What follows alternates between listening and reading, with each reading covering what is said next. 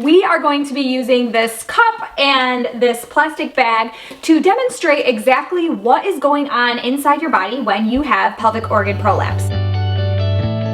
It's TMI Tuesday, and when a pelvic floor physical therapist says she is going to talk about the nitty-gritty workings of the female body, I'm not going to be talking about how one time I farted. This is going to be much more than that. Hey there, my name is Dr. Nicole. I'm a physical therapist and actually a mom of two, and I just get tired of seeing on YouTube all these terrible videos by super lame people explaining prolapse and vaginas and periods and poop in the most boring possible way. So I'm hoping you didn't have to watch all those terribly lame videos to get to this video where I am going to break down exactly what is going on inside your body when you have pelvic organ prolapse. Now, I would love to show you some real insides, but one, I don't actually think YouTube would let me show that video. And two, I didn't have people running to my door volunteering to let me show their vagina to the internet. For today, we are going to be using this cup as a vagina. You'll understand why in a minute. As well as this plastic bag, it's just filled with water. What I really wish I had was a condom that was filled with water because, I mean, duh, the vagina looks like a condom because typically that's what goes up in a vagina. I don't have one because I don't like one. Well, I don't like one, but I don't like any of them, so I don't have any here, unfortunately, so you're just gonna have to do with my cup and my plastic bag for now. When we think about the vagina, a lot of us think of our external female parts as our vagina. Nope, that's not it. That's actually our vulva. The lips of the vagina is actually our vulva. Inside that hole, affectionately known as a vagina hole, there is a canal, and that is actually your vagina. It's kind of like a hollow cup, if you will. And so when we have prolapse, it basically means that organs, this is going to be my makeshift organ, are pushing into our vagina canal from different angles depending on which organ is coming down into our vagina. If you went to the doctor and they were like, you have prolapse, bye now, I am so sorry. That is terrible because the word prolapse sounds absolutely terrifying. It sounds like your organs are going to fall out of your body. It seems like you're broken. It just seems awful. So I'm very sorry and apologize on behalf of that provider if they did not send you to someone that could tell you more or explain that more in detail themselves, because prolapse actually can be a little bit scary, not scary at all, or really scary depending on the severity of it. So there are actually 4 stages of prolapse. The first stage is like, oh, there's like, the organ is just like bumping into your canal just a little bit there. Or stage 2, where it's like bumping into it, coming down, and when we bear down, it's kind of getting near the hole, but you can't see it. It's still up in there where it's supposed to be. 3 is, it's kind of coming out. When we bear down, you can definitely see it. And 4 is like, it is just like hanging out. This is your uterus or bladder hanging outside your body. And if that is the case, you probably noticed it before your provider did, and hopefully they are recommending that you go to the right person, because probably some more drastic measures are going to be needed. Unfortunately, this does happen to women and it sucks. It just happens. It's probably nothing that you even did. But for the majority of us, we are going to be more in the mild prolapse category, like the stage 1 and the stage 2. And some of us aren't going to have any symptoms at all from it, and some of us are going to be like, oh, this is so annoying. And if you're wondering what the symptoms are, I didn't want to make this video too long, so I actually am going to send you to another video, it's linked above, about the symptoms of prolapse. This video is more for people that are like, yep, I have prolapse, and what does that mean? So if you were told you have prolapse and they didn't specify which organ is prolapsing or falling down, again, shame on them. They should have. So there are actually 3 different organs I'm going to talk about that could prolapse into your vagina canal. And the first is your bladder. So if this is my body and it's like appropriate with me, so I just lifted my vagina up and it's now a teal solo cup. If something was protruding from the front, this would be your bladder. It's basically protruding into that canal. So if you think about this plastic bag, it's basically bumping into your, let's get a little closer here, basically bumping into your vagina and pushing in so that that canal is not like this big open circle anymore. Sometimes it doesn't bother us at all. Sometimes it causes like urgency with urination, like you have to pee all the time. It feels like you can't empty.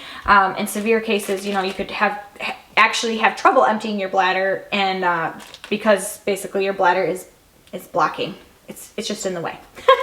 So there's different variations there, but it basically means your bladder is going into your vagina canal to some extent. Maybe it's just bumping into it, or maybe it's going so far, I've got too many things, going so far that you can actually see it coming out the bottom. If your prolapse is considered a uterine prolapse, your uterus is actually at the top of your vagina, and that would mean that it's bumping into your vagina from the top, and it's either just kind of like pushing down into it like that, or it's protruding so far through that you can actually see your uterus coming out of your vagina hole. And this is when it starts to get more severe. Usually we have more symptoms when it's really bulging down, but sometimes it's up in there. It's just not as high. And this is where something like menstrual cups don't fit right because you have a low cervix position. I'm going to link a video above about menstrual cups that are really good to try out if you do have a low cervix. But basically your uterus is coming down into your vagina canal. And then the third type of prolapse that you could have is a rectocele, which basically means that your rectum is bulging from behind. So again, this is my body anatomically proportionate. And that your rectum is coming from behind, so directly from behind, and it could actually be going so far in that it's, again, so many things. Again, coming out the bottom, you might have to actually put pressure on your perineum to like hold your prolapse out of the way to be able to empty your bowels. That's what a lot of people complain of when they have a rectocele.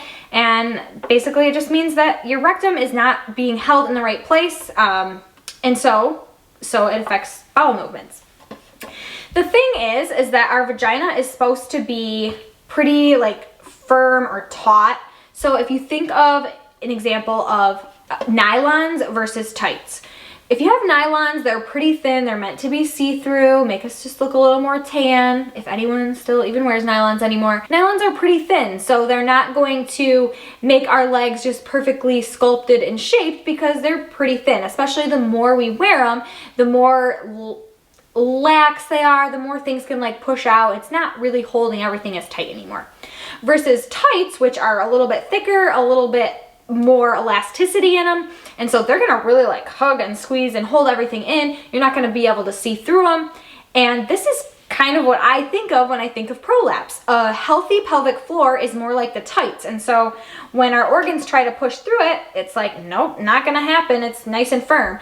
Versus the nylons, if it pushes, it's just gonna kind of give and, you know, become the shape of the organ and let the organ come down and through out into our vagina canal. Again, I should have thought to grab a pair of tights and nylons. That would have been really helpful for this demonstration.